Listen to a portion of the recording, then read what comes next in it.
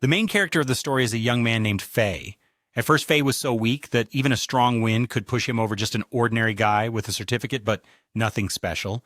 Thanks to his insane devouring technique, he later became a monster hunter, taking down anything in his path. Goblins are creatures that live in packs and specialize in doing evil things to humans, and anyone without combat skills knows that running away is the best option. Luckily, at that moment, a guild of adventurers with special abilities swiftly appeared, slashing their swords like a dance. The goblins fell apart like autumn leaves. And that was it. 7 monsters completely wiped out, no cleanup needed. What about Faye? He was still guarding the city gate with a stomach loudly protesting. Watching the adventurers return from the battlefield with heavy hearts, Faye wondered when he would finally get to go out and become a hero who exterminates goblins like them. The truth is, Faye possessed a skill called Devouring. Faye always thought it was a useless skill because it only brought him hunger. That evening, a group of holy knights returned to the city after days of monster hunting. According to rumors, they were the 3 brothers of the basic knight family. They always abused their status as holy knights to bully ordinary people. Just because an old man dropped an orange near one of them, he got beaten badly. And to make it worse, his sister, who is my mother, threatened to decapitate the old man if he ever disrespected the holy knights again. Seeing these villains' actions, the adventurers felt furious but powerless to intervene. Faye, though starving, had to endure until his shift ended. At that moment, the 3 basic brothers came back to the city gate. Since they had asked Faye to guard the gate, they were supposed to pay him for his effort. However, the leader, Fan, threw money on the ground and forced Faye to pick it up. They did this to bully Faye. Like before, he didn't have any strong skills, so he could only lie still and endure their beatings. They claimed it was to discipline Faye's character so he wouldn't dare rebel later.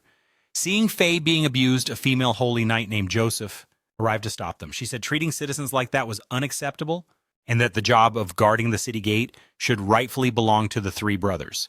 Fan replied that he was just giving Faye the job so he could earn a living because he didn't want to get involved with an idiot. In the end, the 3 left. When Faye was saved by Joseph, he saw her as nothing less than an angel, gentle and using her own cloth to wipe the wounds on Faye's face. Since they guarded the gate together, Joseph understood how hard Faye had worked. After leaving Joseph, Faye went to a restaurant to have dinner. He knew Fan wouldn't hesitate to bully him, so even though Joseph said otherwise, Faye didn't want her to get involved in this matter. Faye silently cursed the devouring skill for being useless and only bringing hunger. He wished he was born with more badass skills. If he couldn't be a holy knight, at least let him be a warrior or a merchant or something. At that moment, Faye noticed some thieves sneaking into the city like cats stealing food, so he rushed to find Joseph. After hearing Faye's report, Joseph turned pale as if she saw the electric bill. She asked Faye to guard the gate while she went to take care of the thieves. Faye knew Joseph was strong enough to break a flying device with a single punch, so he felt safe. But life isn't like the movies. One injured thief suddenly ran straight toward Faye, almost making him cry on the spot. Still, Faye reminded himself that he was entrusted with the sacred duty of guarding the gate by Joseph, and if the thief escaped, Joseph might get scolded or have her salary cut. Thinking this, Faye gripped his spear tightly as if holding a dream to be a hero, then suddenly launched a critical stab that made the thief die instantly without time to apologize to his mother. At that moment, Faye's devouring skill suddenly triggered and his stats surged dramatically. At the same time, the thief's appraisal and mind-reading skills transferred to Faye's body. Faye didn't understand what had just happened. Then Joseph returned and saw Faye's pale face. She held his hand worriedly, and Faye was amazed because he could clearly hear Joseph's thoughts in his head, but when she let go, he couldn't hear anything. Joseph said she would report this to her superiors. Seeing that Faye asked Joseph to say that she had eliminated all the thieves because if Fan found out Faye was involved, he would make trouble for him again. So Joseph decided to invite Faye to work for her family. Hearing this request, Faye couldn't ignore it because on one side was a miserable future being exploited by the Basic brothers. On one side was a rosy future working alongside the Saintess. The next morning, Faye went to the market to buy himself a new sword. The shop owner thought Faye wanted something expensive, but he only had 2 coins, so the owner offered him some crappy swords he was about to throw away. Faye thought having a weapon was better than none, so he used his appraisal skill to read the stats of each sword. Since they were all old swords, their durability was practically 0. Among them, Faye noticed a black sword. Dull and covered in dirt, holding the sword, Faye thought its fate was just as trashy as his own. However, he was shocked to learn that the sword Grit could talk and even invited Faye to buy him since they were kindred spirits. Without hesitation, Faye bought the black sword to see what was so special about it. Meanwhile, the 3 holy knights of Basic had learned Faye was being dragged to the Dot household. The little sister was very bitter, but the older brother, Fan, didn't care at all.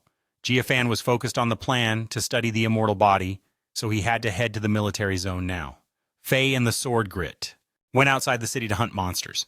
After getting acquainted, the sky suddenly darkened, and a goblin charged out to eat Faye, but he cut it down with a single strike. That wasn't all. Dozens of goblins had surrounded Faye without him noticing. Rick warned that for every goblin killed, more relatives would come. Holding the sword, Faye charged into the monsters to fight them, and every time he defeated one, his Devour skill activated, allowing him to steal their stats. After a tough battle, Faye's stats increased a lot, and his hunger disappeared so his stomach didn't growl like usual. At this point, Grit explained the Devour skill to Faye. Normally, when monsters are defeated, the user gains experience and levels up, but for Faye, Devour steals the skills and stats of the target. The trade-off was that Faye would forever remain level 1, unable to level up anymore. Before leaving, Grit reminded Faye to collect 10 goblin ears to get a reward. Faye brought back 38 ears and was rewarded 3 coins and 80 cents. Just as he was about to feast, Grit wanted Faye to help revamp his appearance. While wandering around, Faye bumped into a suspicious and hateful-looking guy with a tiny girl beside him. The moment the girl's hand touched Faye, he heard a desperate plea in his head like, "Big brother, save me!" Without hesitation, Faye activated appraisal to scan the guy's profile, but the result was blank like an unprinted receipt. Rick appeared in his mind, warning this guy had hidden skills and wasn't ordinary. Despite the alarm, Rick Faye couldn't turn his back and decided to follow him like a part-time detective. He sneaked into an alley and accidentally overheard the guy's dirty plan. He intended to sell the girl to the perverted Holy Knights as a toy. Seeing that sinister face, Faye wanted to throw his spear, but Grit whispered, "This guy isn't easy, think carefully. Don't act rashly or you'll be the second victim." At the same time, in a peaceful but extremely poor orphanage, an elderly nun was passionately teaching the kids about gratitude being a blessing. She said before the gods retired without warning, they gifted humanity a set of skill rewards. Some got lucky and became strong while others got nothing. She urged the children to cherish that gift, even if it was a skill like leaf picking or star counting. But among the kids, a boy with a scowl, as if someone stole his food, suddenly spoke up. "The gods are seriously biased. Soldier knights get OP skills, but we orphans only get skills that don't make a difference. I just wish to return to a world with no monsters, no skills, and especially no injustice where everyone is equal, no envy." Just then, that sly face, Faye just wanted to throw his spear, but Grit whispered, "This guy's not easy to deal with. Think carefully. Don't act rashly, or you'll end up the second victim." Meanwhile, at a peaceful but poverty-stricken orphanage, an elderly nun was passionately teaching the kids about living with gratitude as a blessed life. According to her, before the gods retired without warning, they gifted humanity a set of skill gifts. Some got lucky and became strong, some didn't. She told the kids to cherish these gifts, whether it was a skill to pick leaves or count stars. But among the children, a boy with a scowling face, as if someone had stolen his food, suddenly spoke up. "The gods in this world are seriously biased. Soldiers get OP skills, but us orphan kids only get useless skills that might as well not exist. I just wish to return to a world with no monsters, no skills, and most importantly, no injustice where everyone is equal with no jealousy." Just then, another nun rushed in breathlessly to report that the missing child still hadn't been found, shattering the moral lesson atmosphere, leaving only the old lady's sighs. Right now, Sahara is about to be taken to the Holy Knights to become their plaything entertainment for them. While Sahara was terrified, Faye showed up to comfort her. After Faye untied Sahara's chains, the kidnapper returned and called Faye a foolish idiot playing the righteous hero. In this situation, Faye had no choice but to fight him to get the girl to safety. Rick reminded Faye that the kidnapper was underestimating him, so Faye should pretend to retreat to make him overconfident before counterattacking. Faye ran into some crates and the kidnapper followed him inside. Just when he got close, Faye kicked over some crates. Luckily, the kidnapper dodged in time. Then Faye drew his sword and launched a surprise attack, landing a slash. Seeing Face was going all out, the kidnapper activated a special skill on his sword. Ruth noticed this skill seemed pretty strong and warned Face. Cut him down quickly. Then Face jumped up, breaking the kidnapper's sword, but the kidnapper managed to slash Face's body. Face asked who the knight he mentioned was. After some torture, he revealed it was Hat, the one who had beaten Face before. Face had taken the girl back to the orphanage. To hand her over to the nun, they hugged joyfully and didn't forget to thank Face, leaving him stunned because it was the first time someone thanked him. After defeating the kidnapper, Face learned his one-handed sword technique from Grit's advice. According to Grit, if the kidnapper had finished that move, Face would have been cut into 3 pieces. He needed to get new clothes since tomorrow was his first day working at Joseph's house. At the guild, everyone whispered that Joseph's father was recently slain by a heavenly dragon on the Galia continent. So soon, she would become the clan leader. Their worry now was that with Ruth's father gone, no one could stop the abuse from the Holy Knights. The next morning, Face arrived at the Ruth family mansion and was amazed by how huge it was. Ruth appeared in her usual outfit, leaving Face speechless. When Joseph woke up, Face said she looked stunning today, which is why he was overwhelmed. Hearing that Joseph blushed and led Face inside, in front of her father's grave, Joseph introduced Face as the family's new servant. Only then did Face learn Joseph's father had died on the monster continent as a true holy knight. So, Joseph's father was always busy fighting monsters, but a few days ago, a heavenly dragon suddenly awakened after 1,000 years of hibernation. Naturally, Joseph's father's team was wiped out like dust because they couldn't solo the dragon boss. Meanwhile, Ruth, still worried about Face, making him feel guilty like he'd taken someone else's share. Now that Ruth was clan leader, Face promised to give his all like an employee receiving his first paycheck. Unfortunately, he couldn't shake Ruth's hand properly because his mind-reading skill would automatically activate. Hearing her true thoughts was embarrassing. At that moment, Ruth introduced Face to the headmaid, Han, who would guide Face on how to behave properly. But as soon as he stepped in, Face started chomping on meat like a brain-eating zombie, freezing Han for 3 seconds before she sighed, unsure how to teach this guy to act normal.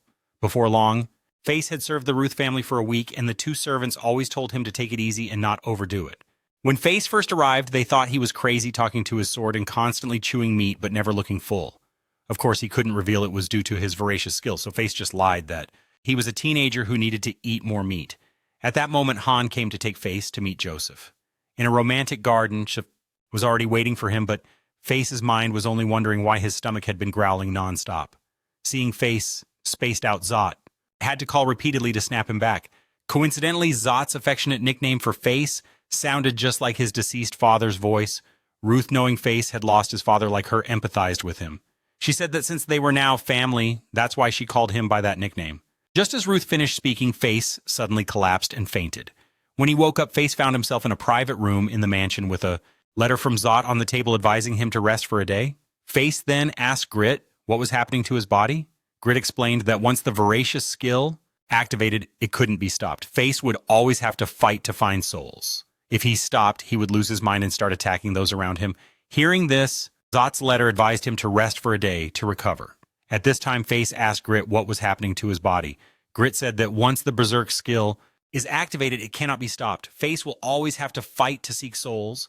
If Face stops, he will lose his mind and start attacking those around him. Hearing this, Face thought he was no different from a monster. Even his eyes had turned red from reaching the limit of his berserk state. No way out, he had to go out and find a way to satisfy that hunger. Face went on a rampage, slaughtering every monster without mercy. Seeing that wasn't enough, he headed to the forest of the large goblins. Although Face had killed many already, his eyes still burned red, and he didn't know how much more he had to eat before the berserk state was satisfied. Luckily, after a flurry of sword swings, Face somewhat calmed his hunger. Just then, a goblin king passed by Faye. He used appraisal and found it had a skill to self-heal wounds. Seeing that Faye wanted to kill the monster to steal its skill, but when he saw it eating a human, Faye got a bit scared, and after being encouraged by Grit, Faye decided to find a way to take down the goblin. With Grit's guidance, it didn't take long for Faye to defeat the Goblin King. Gluttony was triggered, boosting Faye's stats massively along with an automatic healing skill. Grit said that with these stats, he could evolve to the first form by sacrificing Faye's stats to Grit. Then his appearance would change and become stronger, but these stats counted from when they first met. So Faye thought that was already too much. Rick also casually admitted he was greedy, just like Faye. So now Faye had to choose be strong alone or strong together with this loyal companion. But that was just for drama since Rick was a close partner. No real choice needed. Immediately, he gave all the stats he had accumulated over the past few days to Grit, like handing all your savings to your lover to open a spa. The result was Grit transforming into an insanely cool demon. Seeing a goblin lurking nearby, Rick nudged him and said shoot to warm up. Faye didn't even bother aiming. The arrow that flew automatically tracked like it had GPS, killing the monster on the spot. Then Faye gathered a bunch of goblin hands and sent them to the orphanage like express delivery. He believed with this loot, the kids there would definitely be well fed for at least several uninterrupted meals, no rationing needed. Rot put on new clothes to get ready to go out, but Faye didn't recognize her and asked, who's that making her sulk? At first, Rot planned to sneak out, but now she was exposed, so she whispered to Faye that she was secretly inspecting the town and warned him not to tell anyone about her mission, especially not the head maid, and absolutely no leaks. Suddenly, Rot had an idea, so she pulled Faye aside and said she would assign him a secret mission to escort her on the inspection, but with Joseph's lively attitude, it looked more like a date. Rick thought if Faye kept calling Joseph by name, it would reveal her identity. Joseph also asked Faye to call her by a different name. Otherwise, everyone would recognize her for sure, which was a bit annoying, but Faye accepted. Seeing Rot's eager, hopeful look, Faye felt both happy and awkward. Then Old Man Grit kept teasing so who wouldn't get annoyed just as Faye was about to teach him a lesson. Jolt stopped him. Jolt was a holy knight and wouldn't allow anyone to mistreat a sword. Also, this was the first time Jolt saw Faye wield a sword, so she wanted to check it out, making Faye very nervous, afraid he might accidentally reveal his gluttony skill. When the sword accidentally fell into Jolt's hands, she opened it to examine it. Faye was anxious, but Rot just reminded him to take better care of the sword. As for Grit, he had to admit Grit smelled very fragrant, which made Faye extremely jealous. Afterwards, the two went to the town market where they sold various food and fruits grown in Rot's territory. Seeing a bunch of freshly picked grapes that looked very appealing, Rot wanted to ask the owner for two to share with Faye. As soon as they ate one, Faye praised how delicious it was, making Rot proud of the fruit she grew herself. But Joseph's previous words almost exposed her identity. Luckily, Grit subtly reminded Faye to quickly defend Joseph so she wasn't suspected. Unluckily, because a holy knight like the Basic brothers appeared, this one was also arrogant and superior. As he passed by Faye, suddenly Faye's stomach loudly growled, getting caught by him red-handed. Faye thought this time he was doomed.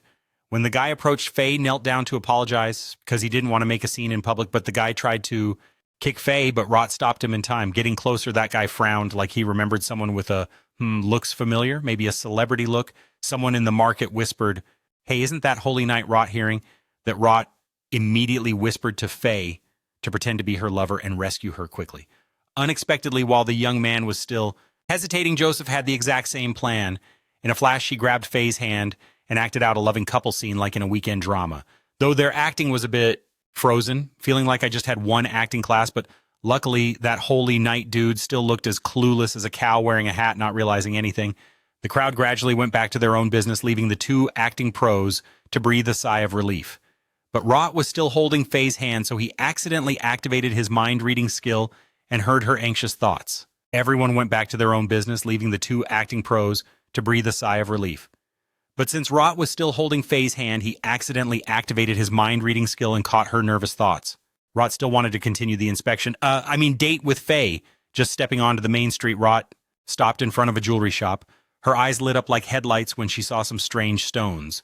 The shop owner calmly explained these were raw ores that had to be smashed to see if they contained anything precious. Sounded just like talking about human nature. So Faye tried her appraisal skill and found they were all just worthless rocks. Not a single gem among them. Looking at Rot then, she looked like a young lady, not a holy knight anymore. Great. Plus, the shop owner kept assuming they were a couple, which made Faye even more embarrassed. In the end, they left the shop without buying anything. On the way, they heard rumors that hordes of goblins were being wiped out, plus a bunch were left at an orphanage, which made them curious. Since Rot was investigating this, she had to ask around, but these people knew nothing. According to Rot, she feared that wild monsters might have wandered into the capital and wiped out those goblins. To clarify this, Faye took her to the guild. After days apart, the guildmaster couldn't believe Faye was still alive. Rot was a senior girl working with him. However, the master knew full well there was no senior here. It was actually Faye's girlfriend. The moment he heard girlfriend, Rot unconsciously crushed her glass, but the master didn't notice since every warrior sometimes loses control of their emotions.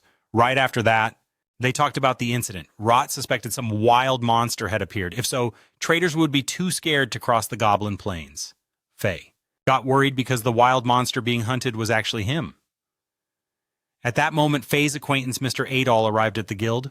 He also heard about the goblin incident and said it was likely a monster called Lix. It was dangerous enough that the Holy Knights would personally go on a purge mission. Rot reminded Faye that he wasn't strong enough to fight a Holy Knight yet. Plus, this time the Holy Knight squad included Rot, so he couldn't let her see him. Then, a group of nomad warriors entered the guild. One tried to harass Rot, but she just pushed him, sending him flying into a wall. Witnessing Rot's strength, they assumed she was a Holy Knight. Rot let down her hair to reveal her true identity. Recognizing Joseph as the daughter of one of the 5 great Holy Knight families, they knelt and begged for mercy. But Joseph didn't hold grudges and reminded herself that she must protect the kingdom's people like them, because her and her father's wish was to create a world where everyone could laugh together. Hearing this, Faye was deeply moved and decided to follow Joseph until she fulfilled that wish. Leaving the guild, they went to the forge to upgrade the sword. After cleaning, Grizz looked way more badass. On the way back, Faye and Rot suddenly remembered that the Basic brothers had hidden the monster purge mission from her. After walking a bit, they saw them bullying a boy. Under Zot's orders, Faye stepped in to rescue the kid from those bullies. Now protected by Zot, Faye felt confident and no longer feared them. Zot then asked Rafan why they hadn't told her about the monster purge. The jerk excused himself by saying Zot was probably still sad about their father's death. After they left, the boy said wholly, "The knights are a bunch of jerks." Rot finally felt responsible and apologized to the boy. Seeing the kid was lost from his mother, the two took him out to play together. Arriving at the market, Faye prepared 3 skewers of grilled meat for all 3 to share. Seeing this, Faye suddenly remembered 5 years ago, a holy knight once treated him very well. He wondered where she was now. As evening fell, the two returned the boy to his mother. Seeing Zot's happy face, Faye realized something. Could Rot be the legendary holy knight from 5 years ago? That question lingered like a bowl of noodles without broth, but there was no time to investigate now because they had to rush back before the headmaid gave them a 3-chapter-long scolding. Rot also reminded Faye that if he got scolded to stand by her side. Hearing this made feelings awkward. So the two trudged home with heads down like students caught without homework. They apologized to Sister Han in unison, faces cold as ice. That night, Faye racked his brain for a way to hunt monsters with Rot without being recognized when Grit suggested a hot item, a perception-suppressing mask. Wearing it, others wouldn't realize he's an AI, and since he already had one, Faye also bought a gemstone to gift Dot as thanks for her help. Of course, Faye appraised the items before purchasing, so when Dot cracked the gem open and saw the jewel inside, she was as happy as getting a rare card. She promised to treasure this precious gift forever. Meanwhile, the Holy Knights quietly held a meeting without inviting Rot, preparing to discuss a major plan, an expedition to the monster continent Gallia, a name that alone was exhausting. That night, adventurers panicked as they discovered the goblin clans had vanished completely as if they never existed. Of course, no one expected Faye to dump all the blame, no glory on the infamous wild monster named Nick. The moment they saw Nick from afar, the whole crew just turned tail and ran like strangers. But actually, Faye was just wearing a perception-suppressing mask to make people mistake him for a beast. The next morning, Faye transformed back into the obedient beauty at the Wrath household. She invited Faye on another top-secret mission, this time to inspect the cultivation areas in the clan's territory. At first, Faye was excited, thinking it was just a fun grape harvest, but after visiting the vineyard, Wrath unexpectedly took him to meet her biological mother, Lisa. Seeing her mother, who was sick but still trying to entertain guests, Wrath worried and gently introduced Faye as a new servant. Upon meeting Lisa, both Faye and Grit silently agreed she was truly a kind person. Lisa immediately called Faye over to talk with him. She asked Faye if he liked Dot. Both Dot and Faye felt shy at the question, but it turned out Lisa just wanted to know Faye's thoughts about Dot. Faye replied that he admired Dot deeply with all his heart. If possible, Faye would dedicate his whole life to her. That line was basically a marriage proposal to Dot, right in front of her mother, making Dot so embarrassed she had to hide upstairs. According to Lisa, Dot was still like she was as a child. Whenever she faced difficulties, she'd cry or run away. Lisa feared her daughter would struggle after suddenly losing her father and becoming the family's pillar. Faye said Wrath was an amazing holy knight, trusted deeply by the people, so Wrath would surely become a reliable mistress. Meanwhile, Wrath had gone upstairs to look over mementos left by her father. Wrath's father had taught her much swordsmanship to make her stronger, and she promised him she would become a holy knight who brings smiles to the people. But Dot hasn't fully fulfilled that promise yet. Faye and Wrath then went to the vineyard to help with the harvest. During a break, an uncle offered Faye a glass of grape juice to regain strength. He also told Faye that many generations of their clan, including Wrath's recently deceased father, had worked hard to improve the land. He initially thought Wrath would be very sad over her father's death, but surprisingly, she still came here this year to help with the harvest. Every visit, Wrath also helps clear out monsters from the land, including the Kobo wolves from the northern mountains. Hearing Kobo wolves made Faye's stomach growl, proving his insane devouring skill was already bored with goblins. That afternoon, Wrath told Faye to go back first, no need to wait for her. On the way back, Faye encountered a strange girl carrying a gigantic axe. Faye planned to just leave her, but she called him back. Looking into her blazing red eyes, Faye feared she might also have the devouring skill like him. But when Faye used appraisal skill, he couldn't read anything. She said she would let Faye handle the Kobo wolf hunt today. As she walked away, Faye asked Grit who she was, but Grit didn't know either, staying silent the whole time. Wrath didn't recognize the mysterious girl either, but guessed she was from the Gallia territory. In the past, the mighty Gallia kingdom was wiped out by monsters. None of its people survived. It was hard to believe the girl looked so much like a pure-blood Gallian. On the way back, Wrath wondered if it was safe for Faye to fight monsters alone, so she turned back to Faye, showing she could handle it herself, but Dot accidentally dropped a basket of grapes, so both had to hurry to pick them up. The next morning, everyone woke up to find the vineyard ravaged. Judging by the tracks they were sure wolves had passed through, Dot's group immediately went to their den to scout and were shocked by how huge the alpha was compared to the others.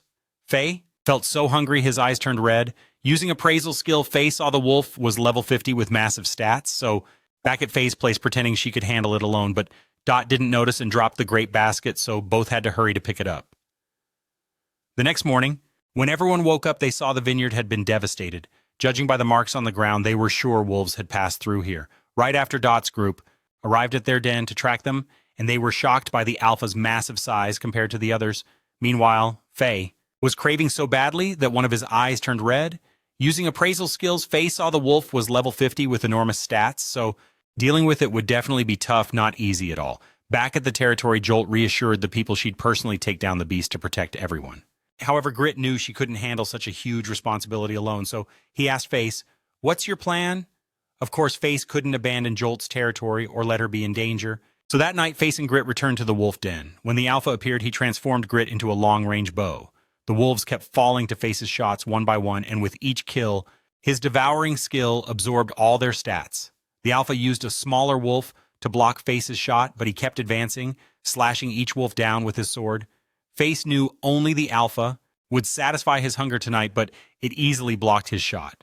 Ruth saw this and told Face to switch to sword for close combat. Just as he charged the alpha, prepared a devastating punch. Luckily, Face dodged in time or his insides would have been crushed. After the attack, Face was knocked back lying still under the stream, but he was only pretending to be unconscious to launch a surprise attack, cutting off one wolf's arm. Besides the alpha, there was another wolf giving Face trouble, so he charged and stabbed it through the mouth. The Devouring skill activated, boosting Face's stats even more. Ruth urged Face to sacrifice 10% of his stats so they could both perform a special move to finish off the alpha. Face's bow immediately transformed into a new form, and his shot blew everything in front of him away, sending the alpha wolf flying. When Face looked back, the entire mountain had been blasted away too. Face's devouring power absorbed a strong monster, making him exhilarated, so Chris reminded him to control himself and not lose control of his power. The next morning, Joseph's team arrived and found wolves strewn all over the ground and the mountain destroyed beyond belief, leaving everyone wondering who could have caused such havoc. Face silently apologized to Joseph for wrecking the territory's scenery. Joseph's mother, Lisa, noticed her daughter always smiled when she was around Face, so she privately asked Face to always stay by her daughter's side and support her. Lisa's health was also deteriorating a lot lately. Face couldn't refuse Lisa's request, so he promised to help fulfill a mother's wish. Sometimes Face wondered if he could still be there for Lisa because he was hiding his true power from the whole world. Now the goblins no longer satisfied Face, so Grit reminded Face to think about his future. His devouring skill had grown stronger, forcing Face to cover one eye. While at the guild, he heard that Basic Clan's young man Hat was going to subjugate the Lick Monster. That was the name Face used to conceal his identity. People said Hat was originally assigned to subjugate the Gallia monster continent, but pushed the task to someone else because he was busy with Lick. That someone was Jolt, the most hated person in the Knights Guild.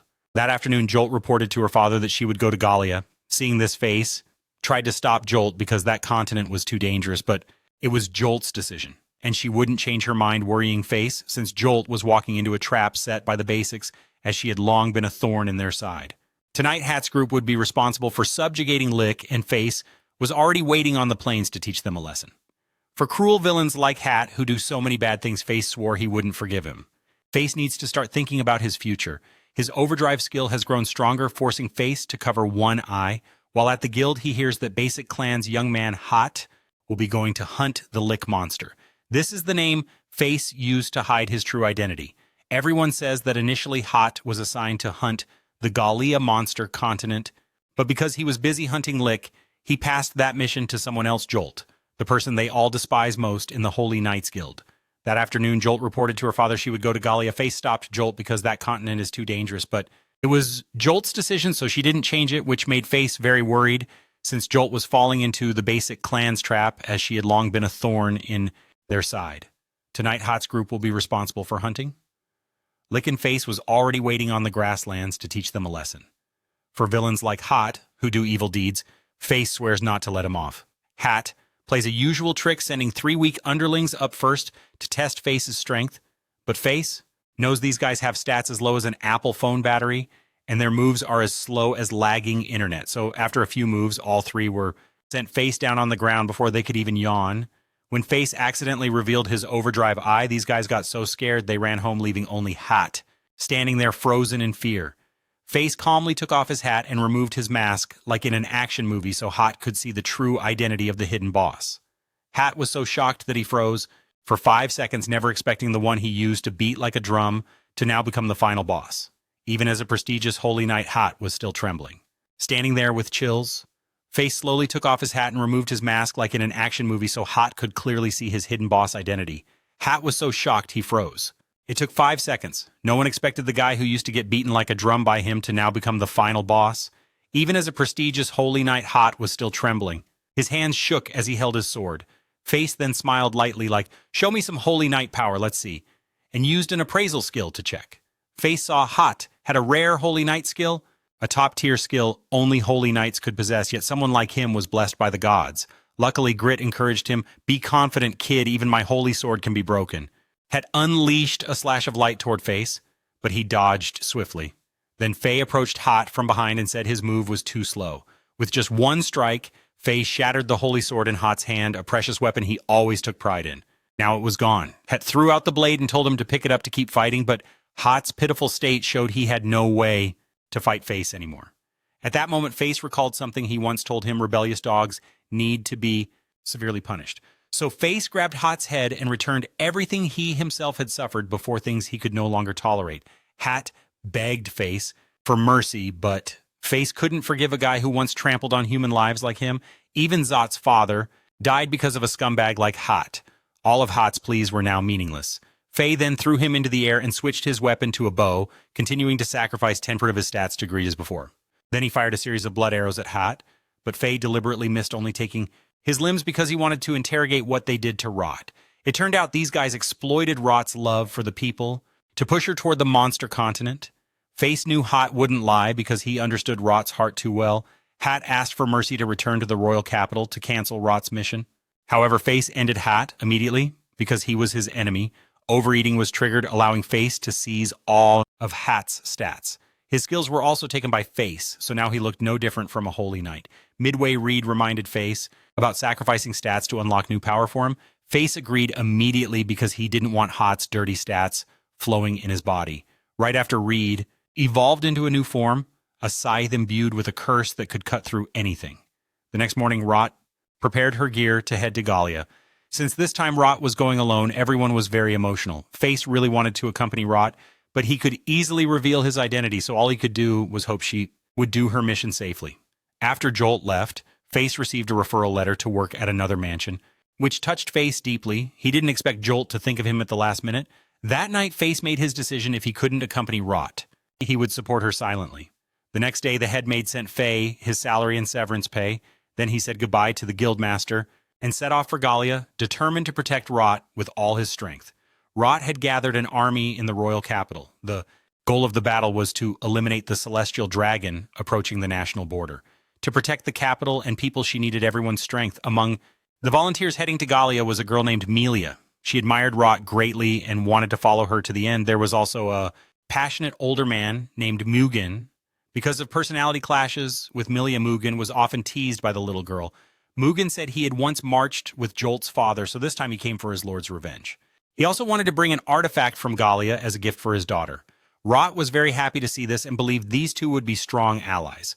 Mugen's daughter Lin worked in the research department, and all the goblin corpses Faye killed were brought there, based on their wounds Lin discovered as a gift for his daughter. Seeing this, Rot was very pleased, believing these two would be strong allies for her. Mugen's daughter Lin works in the research department, and she brings all the goblin corpses that Faye has slain here. Based on their wounds, Lin discovered that the perpetrator's weapon was a magic arrow bow. This is a variant of the Black Sword, which is a great sin weapon capable of controlling large amounts of magic power. So Lint really wants to see that weapon for herself. Meanwhile, Faye is on his way down to the southern town of the kingdom, known as the trader's capital, and also a major logistics hub for the royal capital. He passed through here 5 years ago, so the moment he arrives, a wave of nostalgia hits him like a seasonal wind returning home. After that, Faye plans to take a carriage to continue to the monster continent of Gallia, but today, no one dares to run the route. Then Faye planned to catch a carriage to continue to the monster continent Gallia, but today, no one dared to run that route, probably because it's dangerous or the working hours are over. So Face is stuck in this town for now, his stomach growling like crazy, holding a pile of wages entrusted by the maid for spending. Face decides to eat a big meal to stop thinking. Just stepping into the restaurant, he encounters a poor young man desperately begging a group of adventurers to save his homeland, but they complain the money is too little and then act like jerks by stepping on him. Faye has to personally step in, lightly warning them before the thugs leave the place as if nothing happened.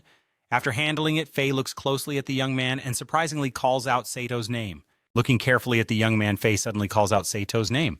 It turns out this is the kid who bullied Faye relentlessly back when he was still alive in the village. Life really loves a good plot twist. Laughing through tears because with no friends to hang out with, Faye always followed his father to watch him hunt monsters. But after a while, Faye's father also fell ill and passed away, leaving Faye all alone and lost.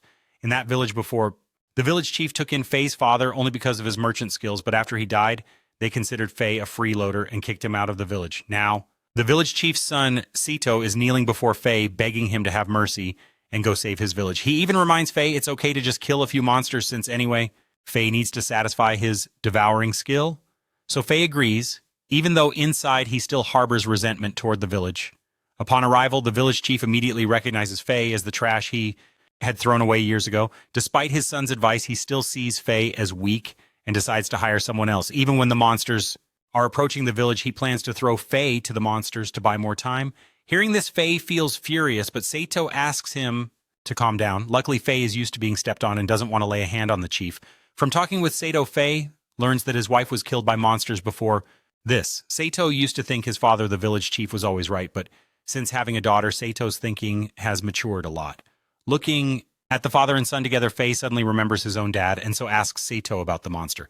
According to Sato, this monster appeared about a month ago, leaving many traces, so Sato guesses they travel in packs and can even fly in the air, making them a tough opponent. Just then, Faye's stomach growls again, so Sato offers to make something for him. From Sato's story, Faye guesses they are Gago species, very intelligent monsters similar to cowboy wolves, always scouting before attacking in packs. Just then, Sato's daughter appears like a little angel, handing Faye a candy and sweetly inviting him to eat as if he were a VIP guest. After that, she eagerly challenges Faye to an arm wrestling match, which he happily accepts. According to a caring babysitter, Uncle Sato then brings out dinner to invite Faye to eat and fill his hunger. But before he can take a bite, Faye suddenly feels dizzy and collapses onto the table. It turns out the village chief secretly gave Sato's daughter a special drugged candy to give to Faye. Upon hearing this, Sato is completely shocked. It turns out his father planned to sacrifice Faye to the monsters. He tries to wake Faye up, but it's too late. Outside, the monsters are swarming in, flying like sky invaders preparing to surround the house at night, leaving no one time to react. The flying monsters form battle lines like a parade in the sky, then start spewing fire wildly onto the village like a massive BBQ. Quickly engulfed in flames, the villagers scream in despair. Many, like a sky parade, then start spewing fire wildly over the village as if roasting a barbecue party for the whole town. Quickly engulfed in flames, the villagers scream in terror. Many who couldn't escape in time were eaten like a late-night buffet. Meanwhile, Faye is still asleep, hasn't woken up yet, and Sato is struggling to brew an antidote like he's competing in a survival MasterChef contest. The village chief, the mastermind behind the trap, didn't escape either and was dealt with by the monsters according to karma. Luckily, Sato managed to give Faye the antidote, and after violently vomiting like he's emptied his insides, he finally woke up. As soon as he opened his eyes, Faye grabbed his sword and rushed outside. What hit his eyes was a desolate scene, no different from an apocalypse movie set. Burning houses, bodies scattered everywhere. The only remaining sounds were the monsters' howls. One of those creatures immediately spat fire at Faye, but he was as quick as a cat, dodging to the side and activating appraisal skill, detecting that these monsters have the skill called Fire Bullet, which allows them to shoot fire from a distance. So these guys, they prefer to fly high and shoot down like fighter jets. Rich then reminds him to deal with the flying ones switched to scythe form kid. So Faye transforms his sword into a scythe to be ready for them.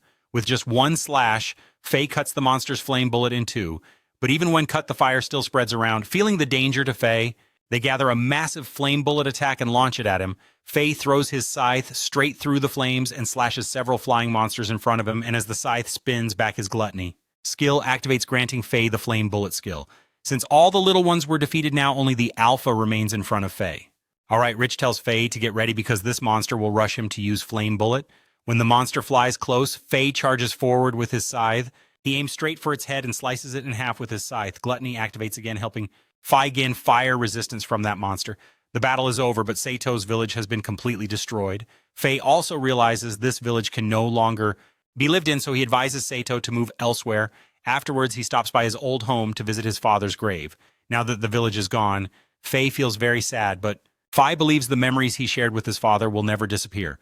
Meanwhile, Zot's team is very close to Lancaster territory, planning to pass through to restock supplies. A merchant paid Faye 3 gold coins to escort him, and on their way they ran into a band of highwaymen blocking the road to rob them. They demanded the merchant hand over all his goods, and he was so scared he hugged Faye, begging him to save his life, but the merchant held on so tight that Faye couldn't even draw his sword. Just then a kite suddenly fell from the sky, and those highwaymen were struck down. The person who appeared was none other than Mai, the girl Faye met before. Mai said she came to settle the debt from the wolf she caught. The merchant told Faye the wagon had arrived in Lancaster City. As soon as they arrived, they saw a girl being chased by some ghosts. Then a young knight appeared and defeated the ghosts to show off to that girl. Watching the scene, everyone was left speechless. According to the merchant, his name is Judon, the Lord of Lancaster, and Judon is preparing to welcome Zot's expedition army. After hearing this, Faye realized he arrived here even before her. At this point, Mai was tired, so Faye had to carry her to find an inn.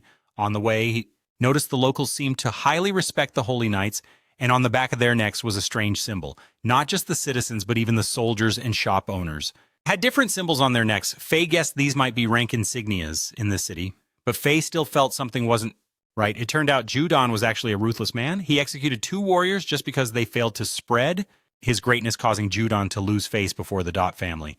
Although it was a bit tough, Faye finally got Mai into an inn here. Ritz told Faye why he knew Mai. Apparently he had a connection with the kite, Mai's weapon, which was also a weapon of one of the 7 deadly sins.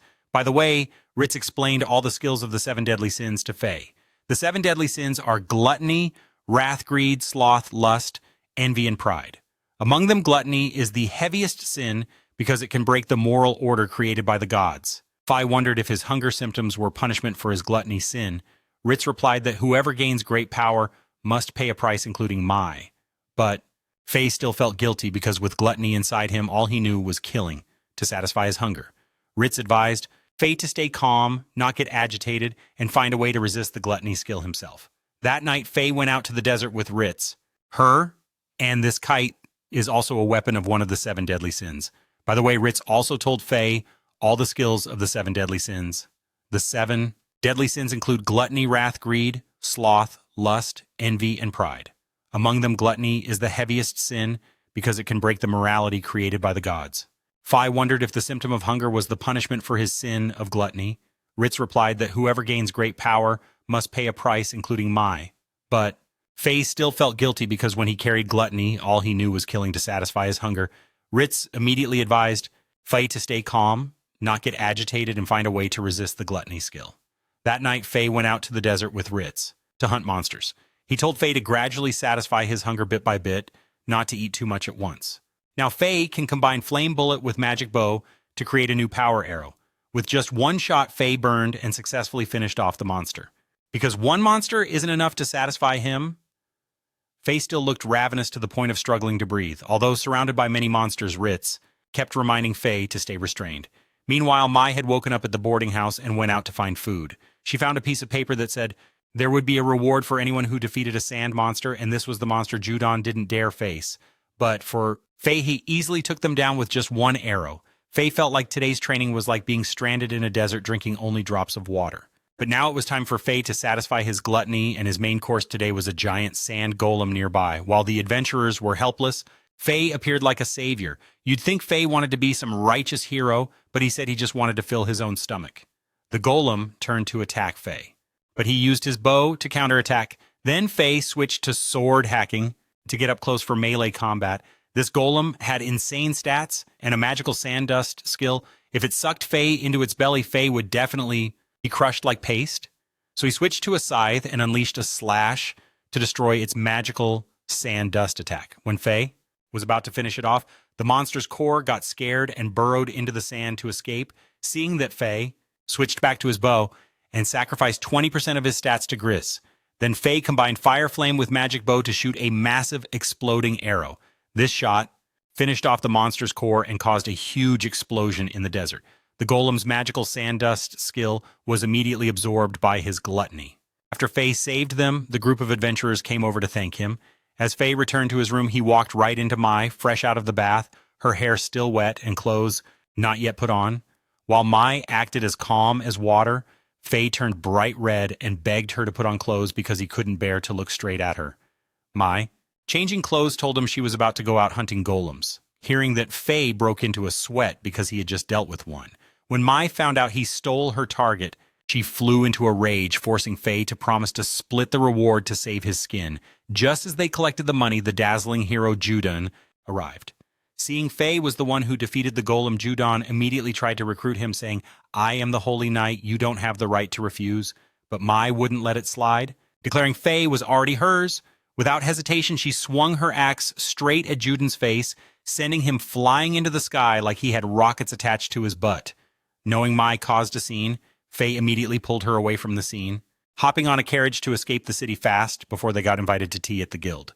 Faye generously bought Mai a pile of dried meat, but she kept eating while her belly still growled and her body stayed scrawny with no sign of leveling up. When Faye accidentally said, "You keep eating but don't grow at all," Mai got mad, activating her weapon in a rage and made the carriage smoke on the spot. As a result, Faye had to pay the merchant to fix the carriage, basically tuition for his hard-learned lesson not to body shame Mai in public. Mai then silently walked into a nearby village. Faye had no choice but to follow, looking over the village, which seemed very peaceful. Surprising Faye, since it was so close to the monster continent, Ritz guessed there must be an extremely strong person here protecting the villagers. Behind the village was a castle as big as a dream.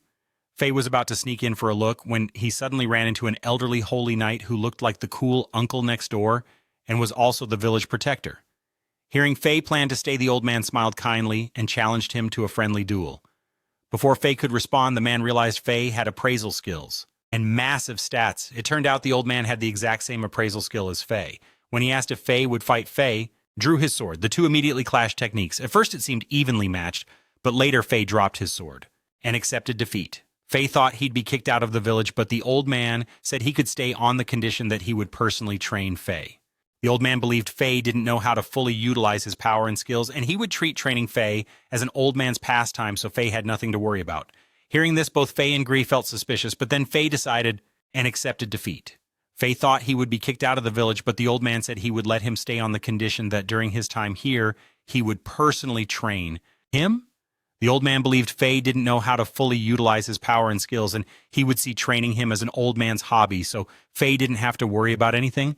After hearing this, both Faye and Gree felt suspicious, but then Faye decided to stay because not everyone gets the chance to be trained by a holy knight. At this point, the old man introduced himself as Alzone, and he was also very impressed with Mai upon first seeing her. While Mai was sound asleep, Faye and Alzone started their first training session. Alzone decided to train Faye's physical skills to help him control his stats. Alzone also knew well that Faye didn't know anything about physical training, so he had to step in and adjust. Alzone decided to train Faye in martial arts to help him control his stats. Alzone also knew very well that Faye had no clue about martial arts, so he had to step in and adjust Faye's stances to make them proper. Then he corrected Faye's punching and kicking power so he could attack faster, because if Faye used too much strength, his body movements would slow down.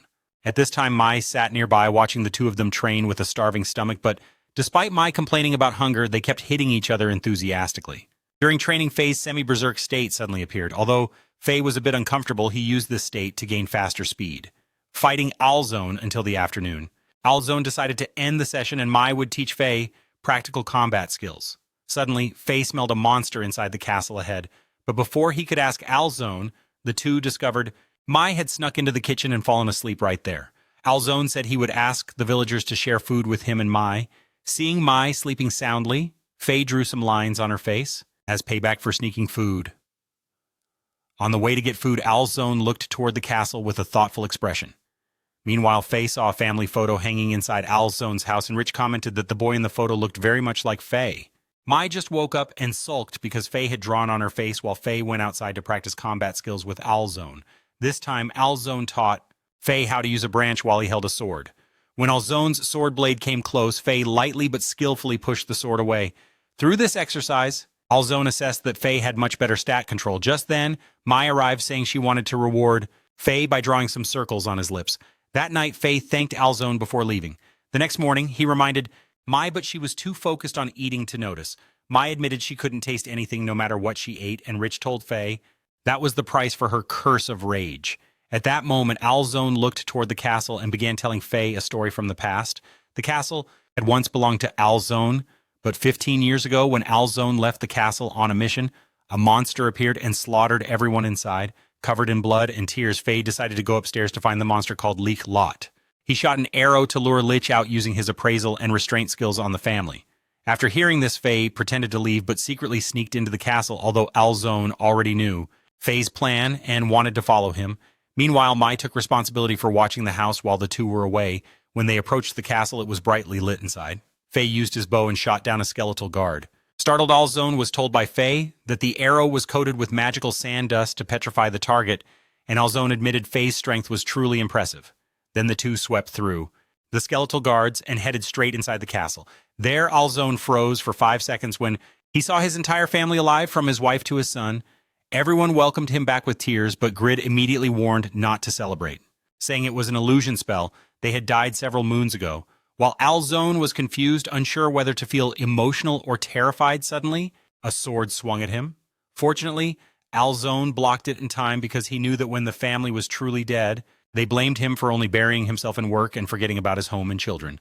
Meanwhile, Faye, standing nearby, was impatient to jump in and finish off the illusions quickly. But Rich stopped him, saying if he used his berserk power, he would swallow their souls, and once swallowed, they were doomed to suffer eternally in hell with no way out. Hearing this, Faye gritted his teeth and held back, letting Alzone handle the family drama filled with tears and blood for now. Faye would go upstairs to find the monster called Lich Lot. He had shot an arrow to lure Lich out with his appraisal skill. Suddenly swung his sword to attack him as usual. Luckily, Alzone managed to block the blow because he knew well that when he's really no longer alive, that's when people would blame him for only burying himself in work, forgetting home and family. Meanwhile, Faye stood beside him, patient and ready to jump in to finish off the illusions quickly. But Rich immediately stopped him because if he used gluttony, he would swallow their souls, and once swallowed, they would be doomed to suffer forever in hell with no ticket to return. Back. Faye clenched his teeth and held back temporarily, letting Alzone handle the family drama filled with tears and blood. Faye planned to go upstairs to find the monster named Lich Lot. He shot an arrow to lure Lich out by using appraisal skill. Faye saw it had level 100 and high stats. Chot Volt, its weapon was a scythe. It used a skill to control corpses to summon the souls of people in the castle. Currently, Faye didn't know how to attack them. Fortunately, Alzone arrived and helped him deal with some walking dead. But right in front of him was the soul of his wife from years ago. Alzone blamed himself for coming home late back then, causing the whole family to die, so now he felt responsible to free everyone. Immediately after, Alzone used his holy sword to release a beam of light to wipe them out in one. However, Alzone realized his current power was insufficient. Seeing this, Faye set Grid aside and picked up Alzone's son's sword. The two combined the holy swords to perform a technique together, and the light from the two blades turned the soldiers' bodies to dust. Alzone brought the bodies of his wife and son close together. Then he apologized for coming home too late, but their souls appeared and reassured him he was not at fault since he finally freed them. Before parting, Alzone gave his son the gift he had promised to buy him. Then he embraced both of them after years of family separation. Although the child was still alive and tried to attack Alzone, Faye petrified it with a single shot. The savage skill activated, allowing him to seize the child's stats and skills. At that moment, Alzone's wife and son's souls left his embrace to ascend to heaven, leaving him and Faye alone inside the cold, abandoned castle. After combining powers with Faye, Alzone broke through his level cap, and now the two would clear out the bone soldiers before going home. Upon arrival, they saw Mai holding an axe, waiting for Alzone. He immediately gave her the bounty for guarding the house since yesterday. However, Mai returned the money, knowing he needed funds to rebuild the village now. Alzone recalled Mai was a monster slayer here 5 years ago. Now this warrior appeared in exactly the same form. When they wondered about it, Mai replied she was simply a ghost who couldn't die. Meanwhile, Faye took the chance to confess a small secret. If he doesn't kill monsters regularly, his eyes turn red as if he had been crying. After the sad story, Alzone gently reminded Faye that if he doesn't kill monsters regularly, his eyes will turn red like he just cried. When you're done, come back here. I have something important to tell you. Meanwhile, in a faraway place, Jiafan was overjoyed, like he hit the jackpot after finding a legendary philosopher's stone that could cure all diseases, even laziness. But before his joy cooled, the butler rushed in with breaking news. His younger brother had been killed by a monster named Lick Mukuzo. Hearing this, Jiafan choked as if he swallowed water, and before he could recover, his subordinate added a twist: that monster was actually a human. Jiafan's face twisted in anger, bitter and clueless about Mukuzo's real name, only knowing he lost a brother and got played by a literal trick. Faye and Mai continued their journey. Before leaving Alzone, sent Mai lots of food, yet she devoured it all without leaving a bite. Seeing Faye annoyed, Mai fed him a piece of dried meat to calm him down, even rubbed his head like a mother soothing her child, and borrowed Faye's lap pillow to sleep. At that moment, Faye saw Mai sleeping peacefully like a child. But then he remembered Mai had lived many years already, so he asked Grit if he knew more about her, but Grit told Faye to keep traveling with Mai to learn her story. While Faye was in the carriage nearby, Dot and her team were also heading to Alzone's village and castle because they heard a lich was occupying the castle. As they approached, the group saw the castle was like a ruined, abandoned house. The castle's owner, Alzone, appeared to welcome them. Seeing Dot, he admitted she had grown up fast. When Joseph asked Allison, explained that Alzone was an old acquaintance of her parents. Allison even helped Joseph's parents name her. Alzone told Dot the lich monster was defeated, but he alone wasn't strong enough, so someone else helped, though that person left this morning. When Dot asked who it was, Alzone couldn't reveal because before leaving, Faye told him not to mention anything about him if asked. Alzone also knew Dot's team was heading to the monster continent Gallia. The castle owner Alzone also appeared to welcome them. Upon seeing Dot, he admitted she had grown up very fast. When Joseph asked Allison, explained that Alzone was an old acquaintance of her parents. Allison even helped Joseph's parents choose her name. Alzone told Dot that the Lich Lot monster had been defeated, but he alone didn't have enough strength, so someone else helped. Unfortunately, that person left earlier this morning. When Dot asked who it was, Alzone couldn't reveal because before leaving, Faye told him not to mention anything about him if anyone asked. Alzone also knew that Dot's team was heading to the Gallia monster continent. Had told him that if anyone asked not to mention anything about him. Alzone also knew that Dot's team was heading to the monster continent of Gallia. And he guessed that the basic family might have tricked a young knight like Zot into going there, since both Iozon's and Zot's families have long been thorns in their side. Zot was kind-hearted, so she said no matter the reason, she decided to embark on the expedition here. At that time, Zot also revealed her father died in Gallia. After hearing that, Iozon immediately suggested Zot stay to train her. Thus, Malia and Mugen reluctantly became the castle cleaners, while Zot and Aozon have been training swordplay together ever since.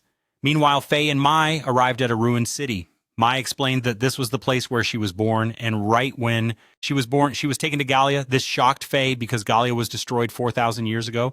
Inside, they found a giant cocoon. According to Grit, it was a chimera cocoon, an ancient biological weapon from Gallia.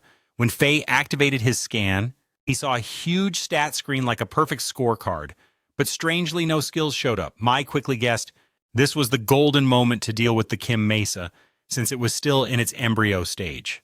With Faye's brutal eating skill, he would be a strong ally to help her clean up quickly. Without hesitation, Mai flew up and swung her axe like chopping firewood, breaking the cocoon holding Kim Mesa. But inside wasn't a fearsome monster. It was a girl with fiery red eyes just like Faye's. They looked like identical twins with different shells. Before they could question it, the real Kim Mesa emerged from the cocoon, and ironically, the girl they saw was nestled right in its chest. Mai immediately pointed out she was the core of Kim Mesa. His mission was to destroy that core, but Faye froze, unable to strike because if he devoured her with brutal eating, her soul would be condemned to an endless hell with no return ticket. Mai sternly reminded him not to be fooled by that deceptive appearance. It was just a monster disguised as a beauty.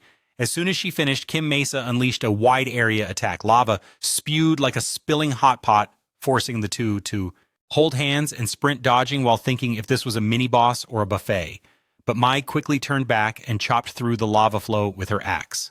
Before Face could even admire her, Mai closed in and delivered a devastating slash that destroyed one of Kim Mesa's arms. Below Face used his demon bow to pin Kim Mesa down, but its regeneration ability made its limbs grow back in seconds, not stopping.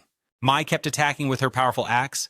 That strike made Kim Mesa roar loudly before evolving into its adult form, growing 4 wings on its back. Feeling the danger, Mai told Face to stay behind her. This embarrassed Face because he was being protected now, so Face decided to unleash his half-brutal eating state even though he risked being consumed by it. He fought the pain to release his power. Kim Mesa then fired feathers, but Mai blocked them while Face switched to half-brutal eating mode to start the counterattack. They both jumped into the air together.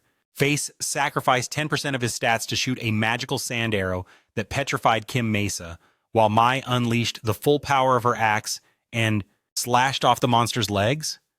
Unable to stand, Kim Mesa cast a barrier to heal itself. Face switched to his scythe and slashed the barrier's weak point. The core screamed and shot feathers continuously at Face. Kim Mesa then flew high out of Face's reach. Suddenly, Face's brutal eating eye started bleeding. Knowing Face was at his limit, Mai said she would use her axe to help him get close to Kim Mesa. When Face stood on the axe, Mai swung it, throwing him upward. With 20% stat sacrifice, Face empowered his scythe for a decisive strike. His goal was to find Kim Mesa's magic core, but as he got close, it pulled him into the barrier, aiming to burn Face alive inside. So Face had to destroy it before becoming ash. Face stabbed the scythe straight into Kim Mesa's core, and when they touched, Face's mind-reading skill revealed the girl's past used by children for weapon research. Surprisingly, Mai and the girl were victims of this organization. Face grabbed the axe. Mai swung it once to toss him upward. With 20% sacrifice stats, Face had enhanced his scythe to deliver a decisive blow. Face's goal was to find the magical core of the Kim Mesa, but as he got close, it pulled him into a barrier with the intent to burn Face alive inside this barrier. So Face had to find a way to destroy it before he turned to ash. Immediately after, Face stabbed the scythe straight into the core of the Kim Mesa. And when they made contact, Face's mind-reading ability let him see the girl's past using children to research weapons. Surprisingly, Mai and that girl were victims of this organization. Usually, Face felt exhilarated when destroying a target, but this time, his heart felt like it was tightening. The Kim Mesa and that girl turned into rubble, and later Mai made a tombstone for her old friend. Mai said that once someone becomes a Kim Mesa, they either become a huge threat to the world or worse. After hearing this, Face thought that one day he might lose control too, so he asked Mai that if he ever lost his mind, she should end him because only Mai could kill Face. Then Mai went up to hug Face and promised that when the time came, she would take his life. Mai's journey with Face ended here as she needed to rebuild her village, so she decided to part ways with Face. Afterwards, Face upgraded his weapon to the third form, a huge shield, the perfect balance of offense and defense. Although he desperately begged Mai to come along and support him, she just shook her head to refuse, leaving behind a tearless farewell. After saying goodbye to Mai, Face packed up and set off for Babylon, the defense city surrounded by a massive metal wall that has stood firm for 1,000 years like the original defense system. Face aimed for the north gate to enter the city, but as soon as he stepped in, he was shocked to see the skewered meat prices here were 5 times higher than in the capital. Face suddenly saw the capital's flag fluttering in the wind and quickly, like a ninja, covered his face to avoid being recognized. And before he could wait long, Joseph appeared dramatically amid cheers, like a newly debuted idol, causing the whole street to erupt. But among the noisy crowd, a suspicious figure appeared. She calmly declared, like a curse, Joseph will die in this city, Babylon. Truly the cradle gathering all kinds of warriors from righteous heroes to mortal enemies of the holy knights. Face felt this place was designed just for him because everyone here shared the same passion to destroy monsters with all their might, using every resource available, even those who fight while selling skewers. Ruth will soon join forces with a young man named Nelson, who once fought side by side with her father in a life-or-death moment, though unfortunately he could only stand and watch tensely. But Ruth held no grudge and even wanted to cooperate with Nelson to crush the Gallia monsters together. The problem was Miria, a member of the anti-all AI group, who approached Ruth, seeing Nelson apparently trying to flirt, and instantly flew into a rage, her glare burning the atmosphere. While everyone was still debating whether Nelson was serious, Dot reminded everyone to stay calm, saying she had to inspect the town now. Meanwhile, despite Face's wallet feeling as empty as a soaked rice cracker, Grit pressured him to buy a new sword sheath for the simple reason that using old gear doesn't look like a real protagonist. The shop owner was enthusiastic and reliable, so Face asked him to make a custom sheath. But when the owner saw Face's cool sword, he demanded 500 gold coins, so Face got scared and refused to buy it, then went outside the city to hunt monsters. Faye was standing at the border of Babylon and Gallia, where the air was filled with toxic gel, so Grit advised Faye to limit inhaling it. Upon entering Gallia territory, Faye spotted a pack of about 50 orcs who coordinated quite intelligently, so Grit warned Faye to be careful. Faye planned to show Alzone's swordsmanship to take them down. but some adventurers had already rushed in to claim the monsters for themselves. Not wanting to fight weaklings, Faye let them have these monsters. However, another group jumped into the fight, so Faye used his speed to charge forward and eliminate them. When they shot arrows at Faye, he switched his sword into shield mode for defense. According to Grit, this is a shield that can block both physical and magical attacks. Besides its large size to block blows, the shield can also be used offensively. Every time Faye stabbed an orc with it, it was sliced into many pieces. Rick said the orcs were basically minced meat now. Although Face gained many stats, his appetite seemed weak. Probably after killing the Chimera last time, these monsters weren't enough to satisfy him. Face brought back 2 bags of orc ears to the guild. The seasoned adventurers were amazed. Even the receptionist's eyes widened, never having seen anyone bring back so many orc ears. Suddenly, the mouse guy earlier accused Face of stealing his prey and now wanted it back. Face twisted this guy's arm, making his teammates furious. They called everyone to gang up and attack Face to take his ears, but Face handled them all in a blink. The guy from before thought Face had stolen his prey, so now he wanted it back. Face instantly twisted his arm, which made his teammates furious. They all shouted to gang up and take Face's ears, but Face handled them in a blink, even kicking one guy straight into a nightingale, leaving him speechless from the pain. While Faye was collecting his reward from the receptionist, Zot suddenly appeared at the tavern. Of course, Faye was wearing a mask, so Zot didn't recognize him. After figuring out the situation, Zot realized Faye was the real victim. She told Faye to check his torn clothes, and feeling embarrassed, Face fled the tavern immediately. Face thought back on what happened and just wanted to disappear. It was truly embarrassing. Luckily, Dot still hadn't discovered his identity. Otherwise, she would have gone from mild fondness to a full block. Ruth also reminded him softly to buy a decent outfit instead of dressing like that, or else she'd be disappointed if they ran into a noob like that. Just then, the blacksmith boss appeared, eyes sparkling like he just found an exclusive distributor. Rumor has it Faye soloed the entire party of adventurers in the guild. The blacksmith wanted to use that badass movie-like image to promote his shop. Face thought he was about to get sponsored and nodded instantly like he'd just signed a modeling contract. A few days later, Face received an insanely cool outfit, the kind that screams lucky protagonist, but before he could celebrate, the blacksmith handed him a bill for 80 gold coins. Both Face and Chris froze, as if time stopped their minds, only able to process one question. Wait, I thought this was a sponsorship. Luckily, the blacksmith cut the price in half, so Face reluctantly agreed to pay. Because of this, Face had to return home tonight with an empty stomach. Just then, Face spotted a large crowd gathered outside a tavern. Turns out there was a very pretty waitress there named Isekai, beautiful and sweet. As soon as Faye saw Isekai, he felt hypnotized and couldn't look away. Isekai even came over calling Faye's name. While he was masked from Isekai's words, Faye realized she also possessed a devastating sin skill, just like him. When they sat together, Isekai revealed she had a seductive skill, and anyone caught in her charm would fall hopelessly in love with her. Even Faye was struggling to resist as she shamelessly flaunted her 2 grapefruits right in front of him. Isekai said she had been watching Faye ever since he arrived in the capital, learning Faye had just activated his berserk mode. Isekai planned to approach him earlier, but figured they'd meet eventually anyway. Faye then asked if Isekai knew Mai. Actually, Isekai knew Mai, but wasn't close with her because Isekai knew flat-chested girls like Mai. Usually hated girls with big boobs like herself. By the way, Isekai wanted to thank Faye for helping her defeat the Kim Mesa last time, even though she didn't know who planted the egg there. But according to Isekai, there are many monsters like that in Gallia, and with the current weak force of Holy Knights, they can't eliminate them.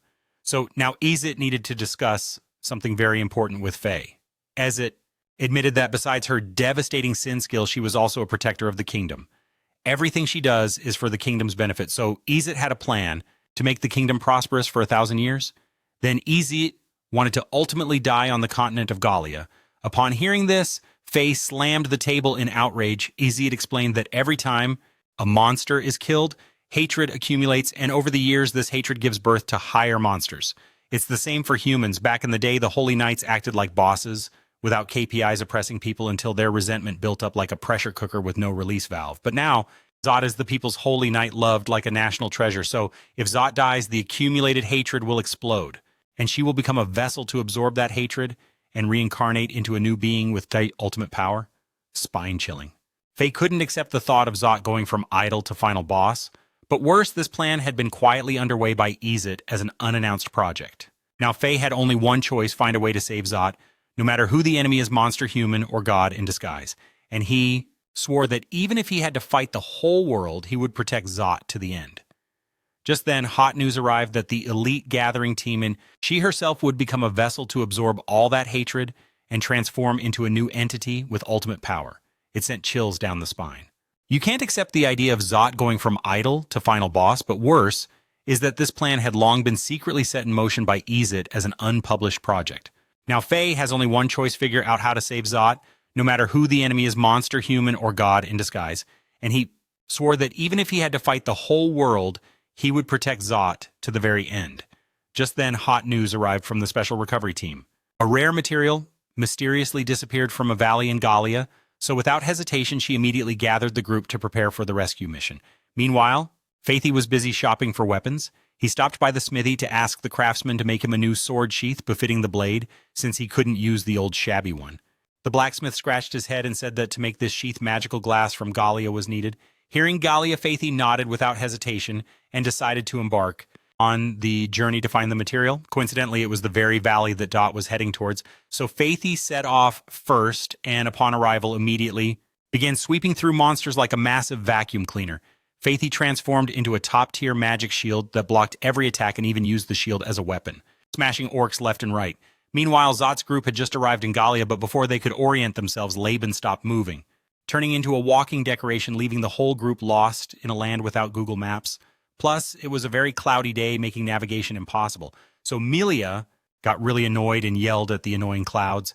However, they eventually realized another way was to head toward the places where the orcs appeared, since they often gathered in large valleys. That night, Faithy camped on a cliff to prepare for the next day's battle.